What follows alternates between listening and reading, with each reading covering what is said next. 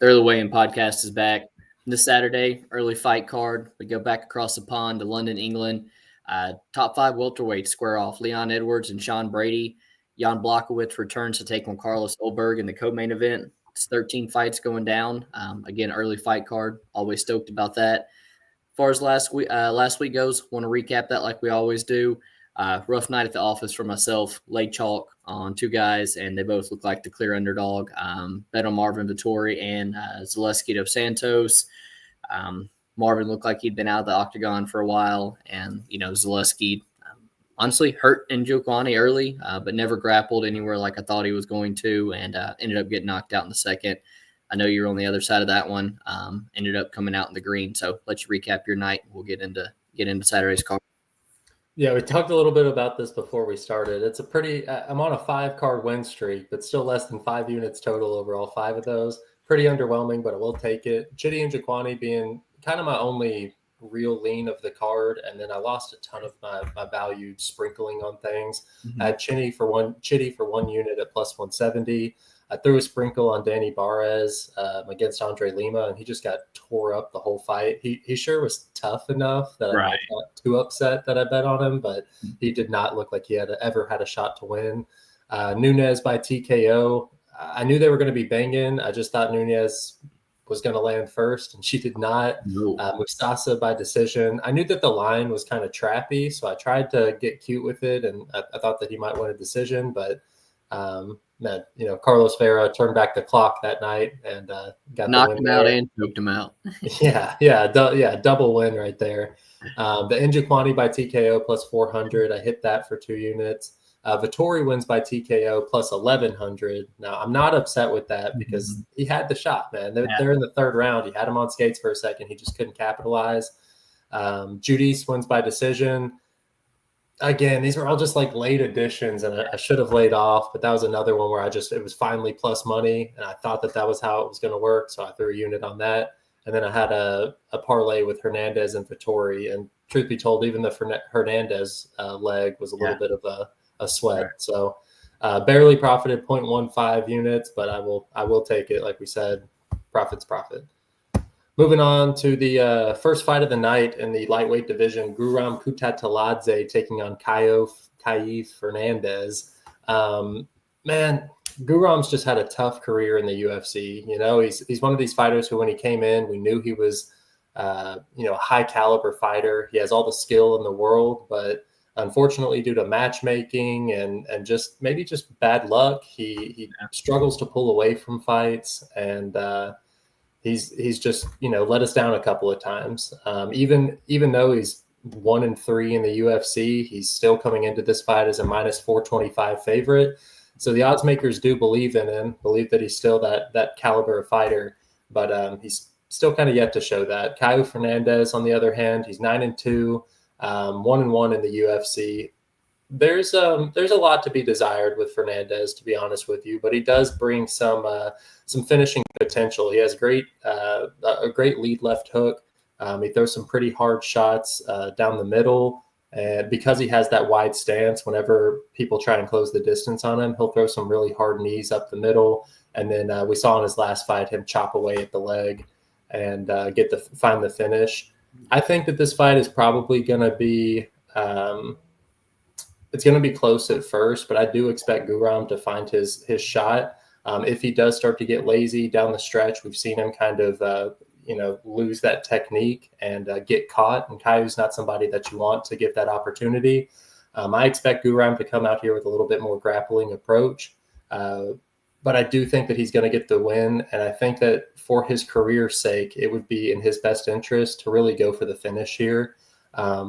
I saw him bet online. They've already released an over-under. The under 2.5 is like plus 145. I think if you could get plus money on the fight doesn't go the distance, I think that there's finishing upside for both guys. Guram, hittable. He gets dropped in quite a few of his fights. But if he fights his fight, I think that he should walk through Caio Fernandez here. And I like the under as opposed to trying to trust Guram in a parlay at minus 435. So give me Guram, and I like the under here. Very similar thoughts. You touched on the matchmaking.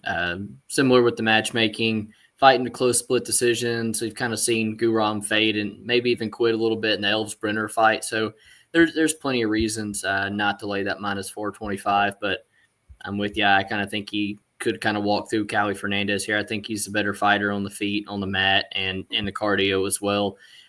Like you said, early on, Fernandez has some firepower. I think it could be early or it could be a close fight early while Guram's trying to get his range and get his timing down. But I do think that is gonna start to wear on Fernandez. I don't think the cardio from Fernandez is very great.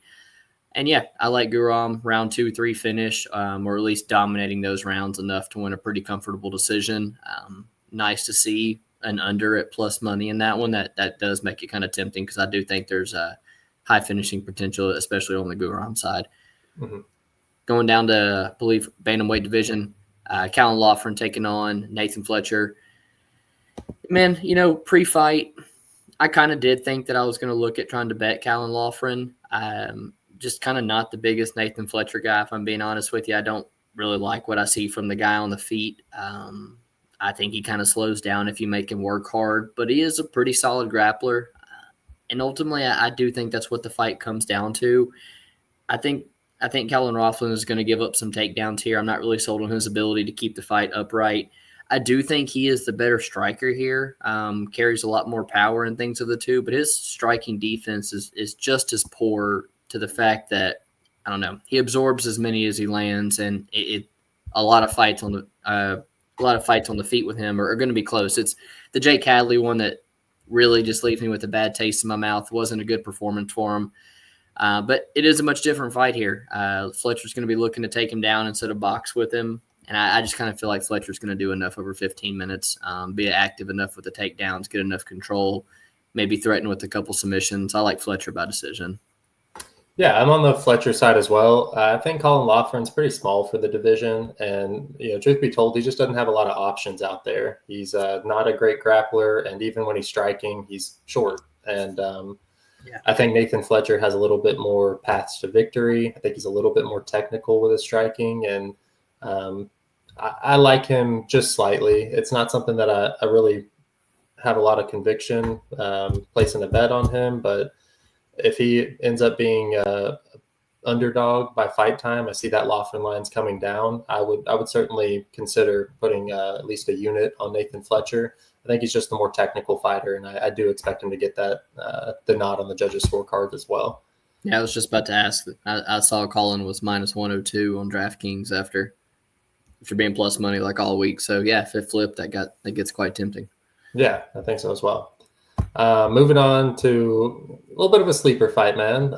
Women's strawweight, Shauna Bannon taking on Pooja Tumar. Kind of don't like Pooja Tumar, man. She stole the fight from my girl, Rayanne Amanda.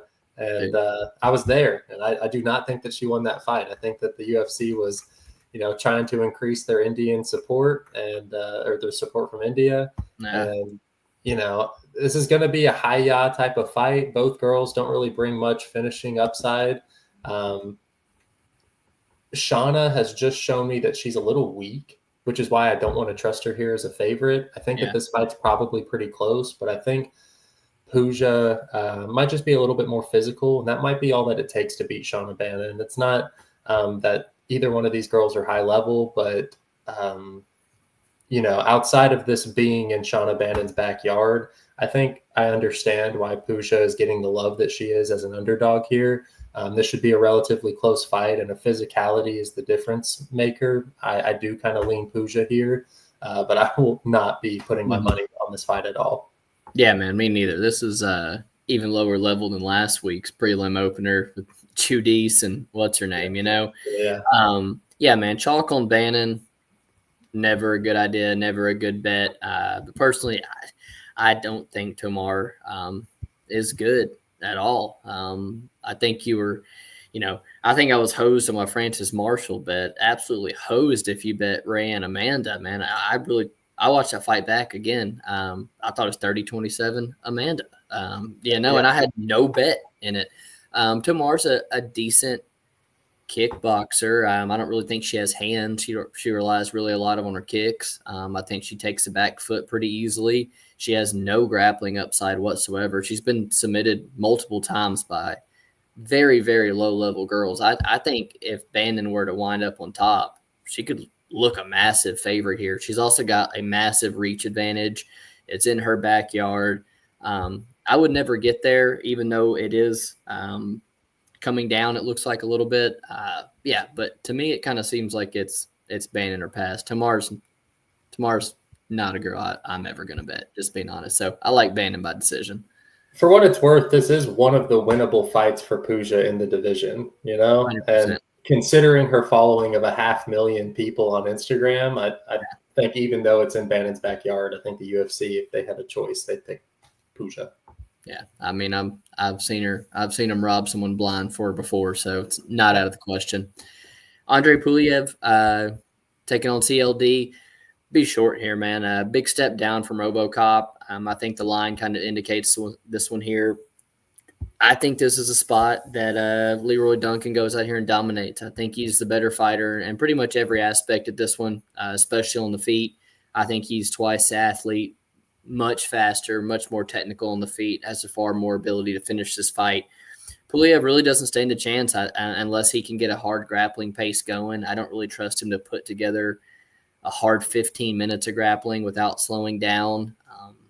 CLD sometimes can be his own worst enemy in terms of throwing big strikes and slowing himself down. But this is not Armin Petrosian. This is not regular RoboCop. I don't know. I think he kind of walks through Puliev and gets a knockout on home soil. So Leroy Duncan by finish. Yeah, he's going to knock him out, man. I watched a little bit of Puliev, and I mean, dude's head is right there for the taking every single time he throws. He keeps his chin wide up in the air, and I think that Duncan's going to have a significant speed and athleticism advantage. So early, I would expect the knockout to happen. It looks like on Bet Online, they've already released the TKO line at minus 185, but the under 1.5 is plus 135. I think he gets it done in the first 1.5 rounds. I really do, especially while he's still fresh. Yeah. I don't see much advantages for Puliev. Puliev really anywhere. But maybe when it gets down the stretch, if it gets to the later rounds, it might get a little bit sloppy. Neither one of these guys are that great, but I do expect Leroy Duncan to get the finish early. I would be looking at that under 1.5 before anything in this fight. Moving up to the heavyweight division, Marcin Tybura versus Mick Parkin. Man, I mean, this is a pretty solid fight for Mick Parkin. He's gotten a few wins in the UFC now, and they're finally giving him a real test, I think. I've not been a huge Mick Parkin fan, but this is a guy that kind of mirrors his same game plan. I think that this will be not a sloppy, but just a grindy type fight. And Parkin being the younger fighter, I think that's advantageous for him. I think it being in his backyard, him being younger and being of similar size or even bigger, I think it all kind of slightly edges towards him. So him being an underdog, I would definitely lean dog or pass here. But again, it's not one that I'm dying to get my hands involved with or my money involved with. But I do lean Mick Parkin here just because he's the younger of the two, and they both have such similar fight styles. Yeah. Similar thoughts, man. I like Parkin. I like Parkin by decision. If I could get his money line at plus money, I might look at it. I was kind of looking at the over 2.5. It was minus 150. It's now been taking some money. It was like minus 170. I think it hits the scorecards at 70%. Probably it could be, like minus 230 or something. I like you said, I feel like these guys kind of mirror each other. Neither one of them kind of sit down on either one of their shots in the pocket. They both rely on a lot of cage control, a lot of grappling up against the fence, and they both have an above average gas tank for the heavyweight division.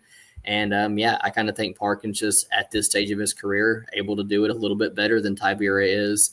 Tybura, if they get down on the mat, I feel like Tybura might be the better top wrestler. At least he's shown it to me, but I don't really know if he has a ton of success actually getting the fight there. I think Mark Parkin will be able to keep it upright.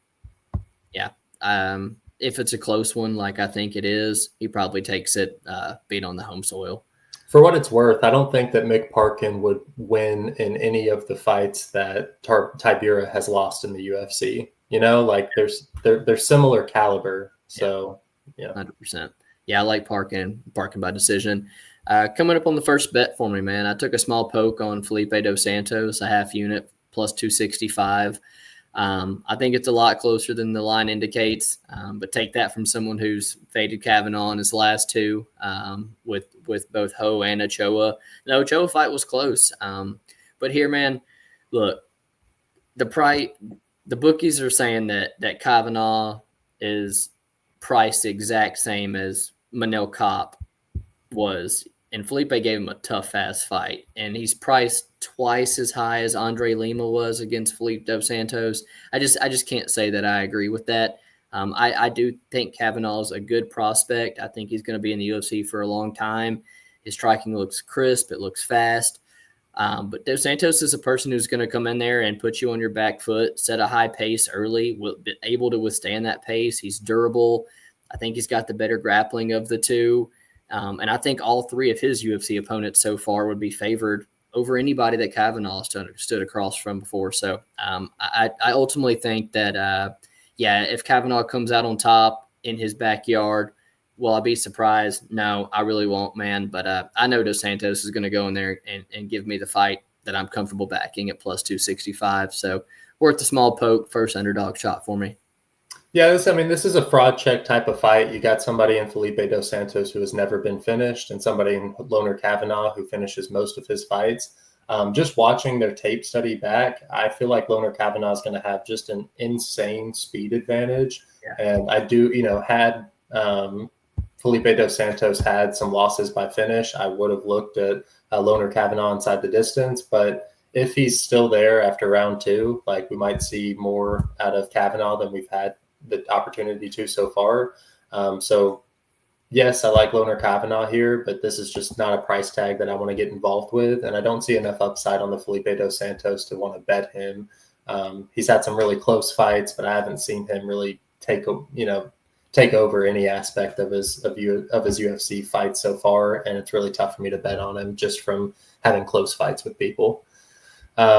So yeah, Loner Kavanagh's the pick, but I'm kind of with you. I think the decision, Loner Kavanagh by decision, is where I see this fight going. Moving up to the lightweight division, Jai Herbert taking on Chris Padilla. Chris Padilla taking a lot of love as an underdog here. He's somebody who's been a significant underdog in his last two fights, and it's against people that have proven to not be that great in the UFC. I think that Padilla seems like he's undersized for the division, and that kind of works against him. Here against Jai Herbert, he's on the cusp of the top. He's topping out in the division size wise, and I do think that works for him in his favor against Padilla, who likes to stick on the outside and use kind of his karate style techniques.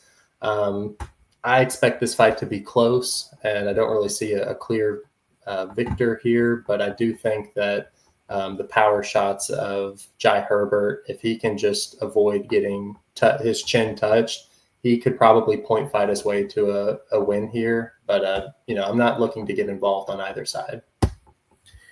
I did. I bet Jai Herbert minus 125. I think he's got a massive experience level of competition advantage here and a huge gap in skills on the feet here. Much longer, much faster of the two.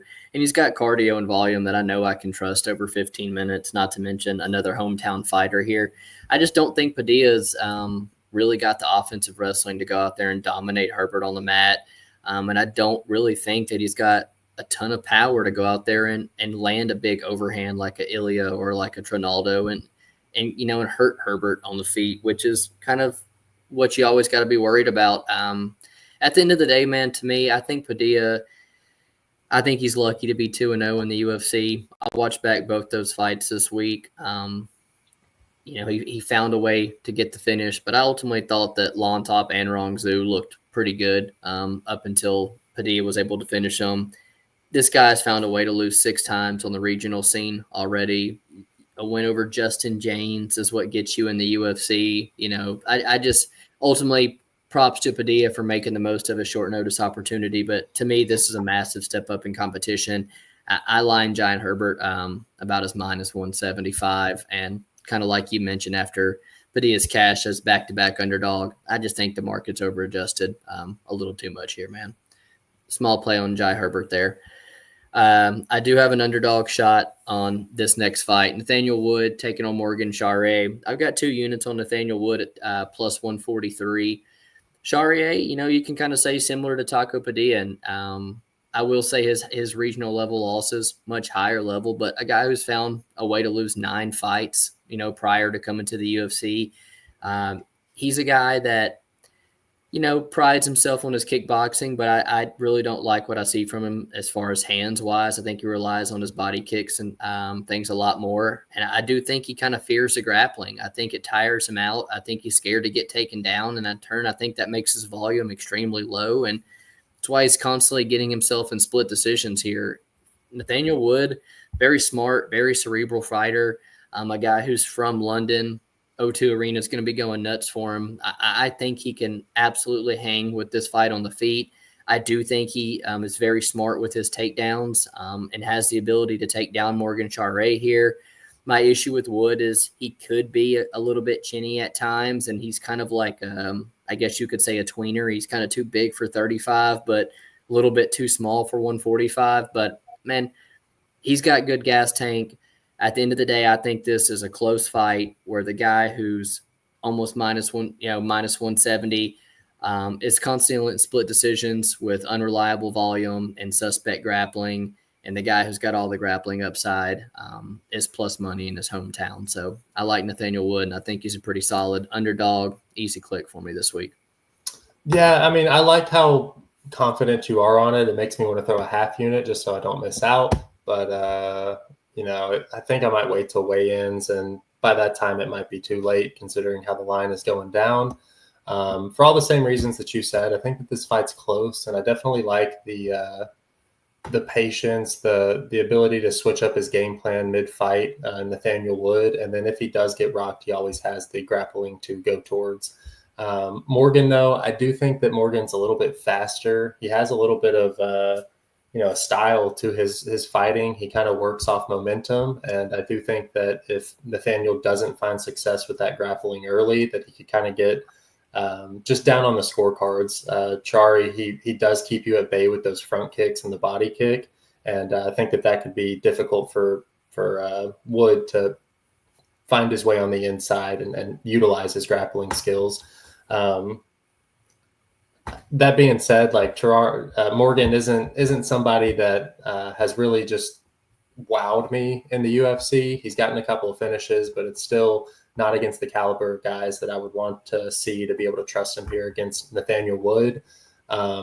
Just the fight being close and Nathaniel Wood being a dog, I totally see where you're coming from. Terrari's probably going to get the nod for me just because I think in those first 2 rounds he's going to be clearly the faster fighter, and I think that's going to get to Nathaniel Wood. I give him a slight edge here, but I don't know. It's tough. I guess I'll take Morgan here, but it's not with a lot of conviction. Moving up, we've got Jordan Vucinic taking on Chris Duncan. Man, I think this is the fight where Vucinic shows what he's really made of. We got a full camp here. Chris Duncan's been rocked a few times. I think Vucinic inside the distance is like definitely where I'm looking to take this fight. I watched an interview with him, his mindset, everything. I really like him as a fighter, and I think that he takes over this fight. So give me Vucinic. What is he as a – let's see. Yeah, minus 395. I think that the fight doesn't go to decision is minus 160. If I can get Vucinic inside the distance at even money or better, I'll probably slam that for a unit, maybe 2. Like I don't know. I think that he's really good, and he's going to showcase his skill set here against Duncan, who's been rocked quite a bit, and this is probably the time where he's not going to survive. Yeah, man.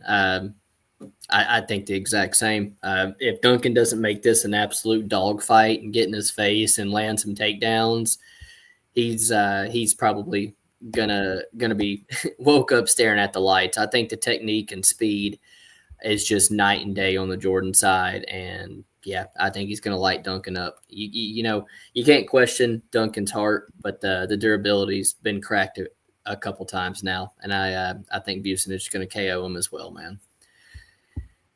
Moving down, we got Molly McCann taking on how do you pronounce this?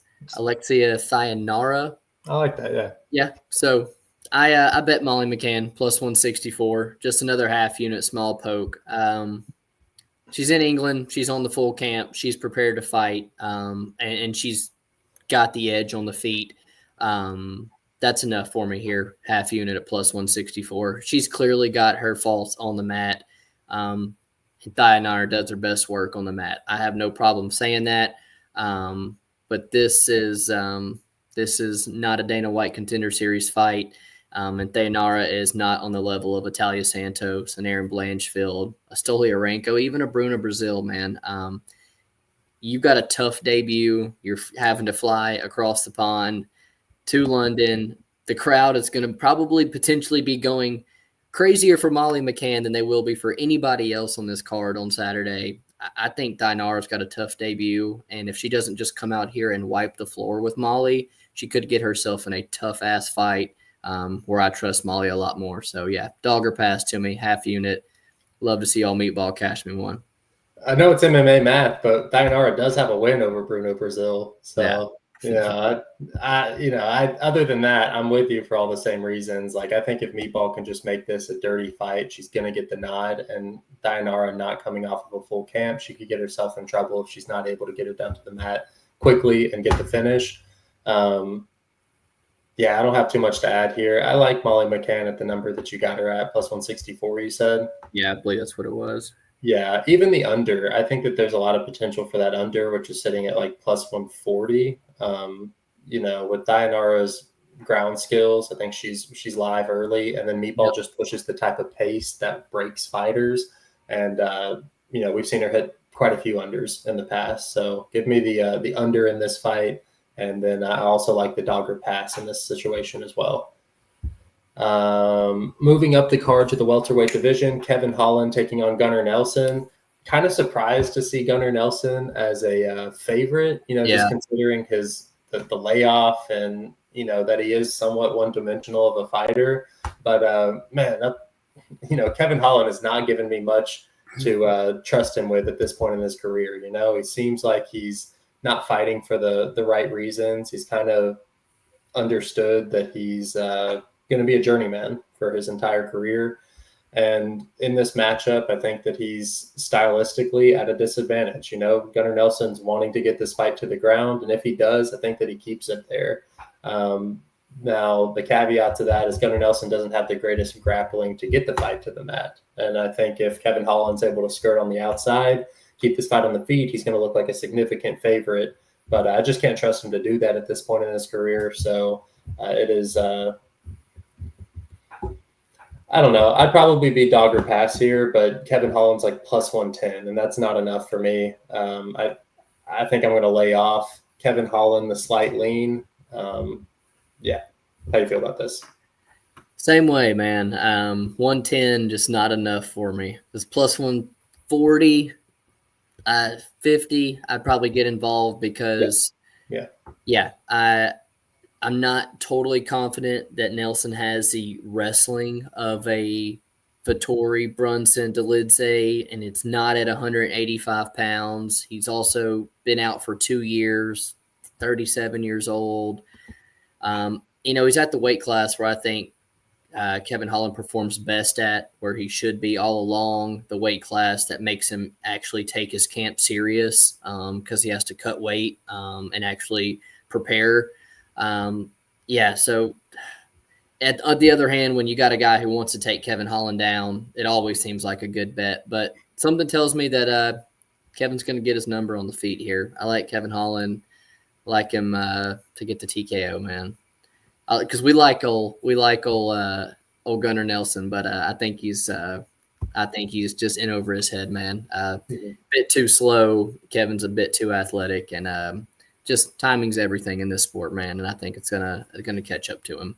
Layoff fight though for you? Yeah, layoff fight for me. Blockowitz and Olberg, man, at 205.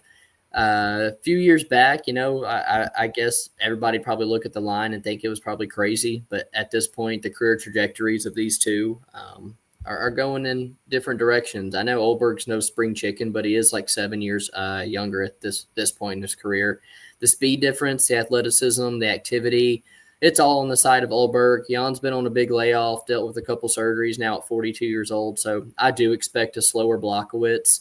And he's been able to get away with some sloppy techniques in the past, and I think Olberg's kind of someone who's a little bit too sharp for that and could be able to take advantage of it. If Blockowitz tries to grapple, which you would think would be the easiest path, I guess, against Olberg, I think there's a good chance that he slows down. I kind of just trust Olberg to keep this fight standing. He's kind of since that Kennedy fight in his debut where he went balls to the wall earlier, Olberg has no issue going to the scorecards if it means winning the fight now. He can be patient, and I just don't know really where Blockowitz is going to take advantage of Olberg if he's able to stay patient and just outpoint him in this big cage on Saturday. So I like Olberg. I wouldn't be shocked if he KOs the older Blockowitz, but also, again, won't be shocked if he takes it to decision. I just kind of think Olberg's going to do enough to get this one done. I mean, I think just matchup-wise, the UFC certainly wants Olberg to get as far as he can before he gets checked and, checked again. Yeah. And judging by his last fight against Oezdemir, like that wasn't the performance that I really liked to see from him. He had been knocking out everybody that he's fought, but not very many of the people that he had been knocking out have multiple options, where I feel like Jan actually brings options to the table and could give him a run for his money simply on that fact. If he wasn't so old, I would be more inclined to bet him. But I do think that this is somebody who has, just an opportunity to give him a vet lesson. How I would look to play this fight is decision only. I do think that there's a pretty high likelihood that Carlos finds the shot early, knocks out Jan, who we both agree is probably going to be a little bit slower. But if Jan does find the ability to get the fight to the mat, I could definitely see him just using that experience to carry just a few rounds, similarly to Carlos Olberg's training partner, Israel Adesanya. He knew he was at a disadvantage on the feet. He did work in that grappling. And truth be told, I don't think that Carlos Olberg is that good. I think it's matchups that have been giving him these wins. And yes, this is one of the best matchups he could have in the top 10 of the division, but this is still a tough fight for him, and we're getting a pretty decent price tag on a former champion. So give me Blockowitz here, maybe just a half unit. I'd love for people to really start liking Olberg and take him to, minus 400, but plus 240 on Jan Blachowicz. I don't think I could really go wrong. I've made worse bets in the past, and I do see a path for Blockowitz here. So give me Blockowitz plus 240, maybe just a half unit. Yeah, I'm not going to be upset even if I miss that. You've already cashed on a 42-year-old once this year. Yeah. Yeah, why not make it two, man? Roll back the clocks. Moving on to the main event, we have Sean Brady taking on Leon Edwards at 170 pounds. I got Sean Brady in the fantasy league. I was really happy to pick him up and him to get this fight. Man, I think he's one of the best fighters in the division, and I think it's only a matter of time before he does get that belt. I wish he wasn't this big of a favorite. If Leon hadn't have gone out there and shit the bed in his last fight, I think that, we'd have a much closer line, and I'd be much more inclined to bet Sean Brady here. But if Leon shows up and he is willing to engage, he's willing to throw shots, I do think that he can make this fight really close. And if Brady isn't able to introduce the grappling, he could be in for a bad night. So this is a dogger pass, but you're just taking a guess. You're throwing, you're just guessing that Leon Edwards is going to show up, and that's just not somebody who I can get behind. Give me Sean Brady here. Give me that +4 on the night. I'd love to see Sean Brady win this one. I need it.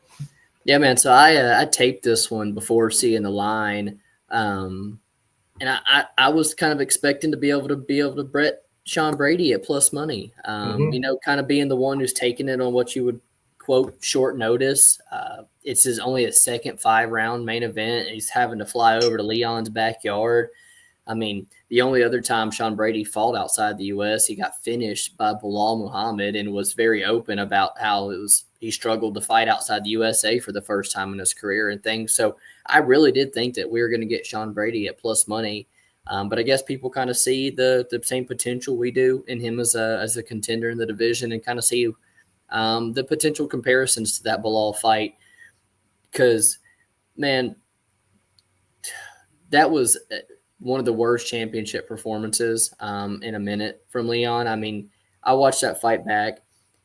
You get taken down 20 seconds into the fight. I mean, what are you doing all camp when you're preparing for Bilal Muhammad? You know he's going to wrestle you 20 seconds and you're up back against the fence, hands locked, double legged on your back. I mean, to me, like I guess you kind of put it, it's kind of like a 50-50 chance if Leon's going to show up that night. I kind of think that you can argue when he's got that 5th-round head kick, but his coach has got to literally dig it out of him. I think his confidence is broken within the first 7 minutes of this fight. If he doesn't go out there and have striking success and you put him on his back foot, if you put him on the fence and take him down, he just looks like he's broken easily and starts to doubt himself. And I do feel like Brady is someone who's going to go out there and proactively wrestle. He knows exactly what he needs to do here to win this fight. My issue is I know he's way more dangerous than Bilal is on the mat and could finish it. Definitely has more likelihood to finish than Bilal does, but I don't think he does. And can he do this for the amount of time that's needed over 25 minutes? And because I know Leon's going to win majority of these minutes at range. He's really good in the clinch. It's in his backyard. Ultimately, because I think Brady is who I am going to side with. But I bet goes the distance at minus 152 on FanDuel, right at 60%. I think you could go 70%. This fight goes the distance. Leon, outside of that round 5 head kick, I think 7 of his last 8 have gone the full 5 rounds. And, Brady, the guys he's finishing are kind of lower level contenders. And, when he gets the big step up like a Gilbert Burns and things, it's going the full 25. And that's what I see here. So I'm much more confident saying that I think it goes the full 25. But I do like Sean Brady to get one over here on Leon and call for a title shot, man. You're number 5. You beat the number 1. I think it's Sean Brady time. That's all 13 fights. We're at London. Remember, it's an early fight card. Super pumped up for that. Don't have to stay up late for a 5-round Vettori to Lidze main event at 10:30 at night. So always pumped for that. Appreciate you guys tuning in. Make sure to like and subscribe. Help us out. We'll see you next week. Peace.